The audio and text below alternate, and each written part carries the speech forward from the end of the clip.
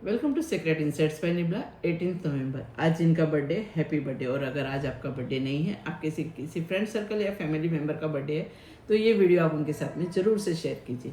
इसके साथ ही आप मेरे चैनल को लाइक, सब्सक्राइब एंड फॉलो करें। Thank you. आइए देखते हैं आने वाले 3 महीने के कार्ड्स आपके बारे में क्या कहते हैं। For the month of November, the emperor,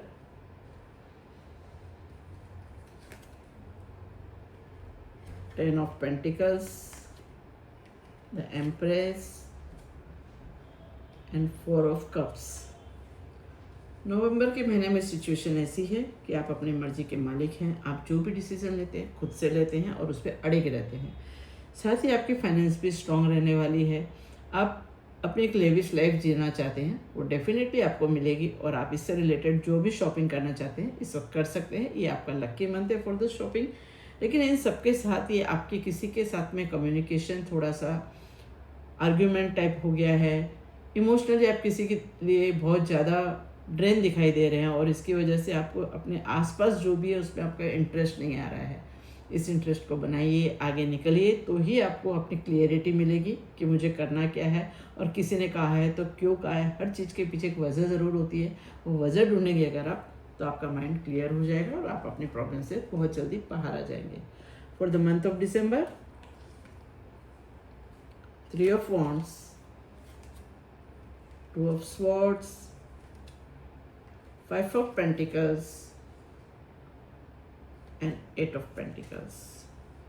इस महीने आपने बहुत कुछ प्लान कर रखा था अपने काम के लिए, अपने बिजनेस के लिए, अपने किसी प्रोजेक्ट के लिए, लेकिन आप उसके साथ ही जो भी प्लानिंग थी उससे साइड हट के आप कुछ और सोचने लगे। किसी और की बातों में आप आके बहुत ज़्यादा उलझ गए हैं, बहुत ज़्यादा कंफ्यूज रहने वाले हैं। आप क्या करें क्या ना करें, और इस कंफ्यूजन में हो सकता है आपसे कोई मिस्टेक हो जाए।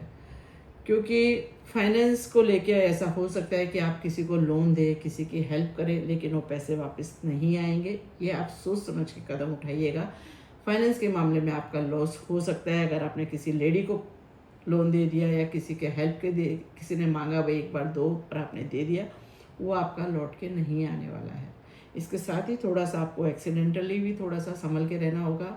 कोई दुर्घटना आपके साथ हो सकती है, लेकिन ज़्यादा बड़ी भी नहीं होगी, आप उसको टैकल भी कर लेंगे। इसलिए कन्फ्यूजन से थोड़ा सा दूर रहिए और अपने काम पे फोकस लीजिए। For the month of January, 10 of Cups, 9 of Swords, King of Cups and the Hierophant। जैसे कि मैंने आपसे कहा था कि आपको फाइनेंस में प्रॉब्लम हो सकती है, तो एक बार आप किसी को भी फाइनेंस देने से पहले या फिर किसी पे खर्चा करने से पहले किसी की एडवाइस ले लेंगे, किसी अपने की, किसी सीनियर पर्सन की, किसी फैमिली पर्सन की, तो आप उसमें फ़ायदे में रहेंगे।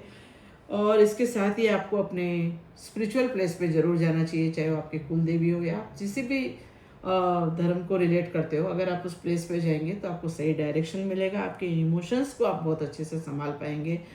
शायद आपके साथ वो जो हो चुका है पिछले महीने, उसकी बहुत ओवर थिंकिंग कर रहे थे आप, और उसके इफ़ेक्ट आपकी हेल्थ पे आ रहा था, उससे भी आप बहुत जल्दी बाहर आ जाएंगे। क्योंकि जब आप किसी भी स्पिरिचुअल प्लेस पे जाते हैं तो आपका पूरा जो भी स्ट्रेस होता है वो निकल जाता है, और इसकी आपको ज़रूरत है। और फिर वहाँ से जब आप लौट के आएंगे तो आपकी फैमिली में एक नई एनर्जी दिखाई देगी।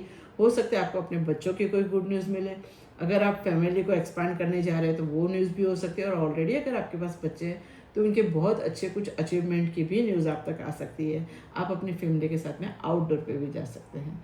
For your personal reading you can connect with me on below details. Thank you.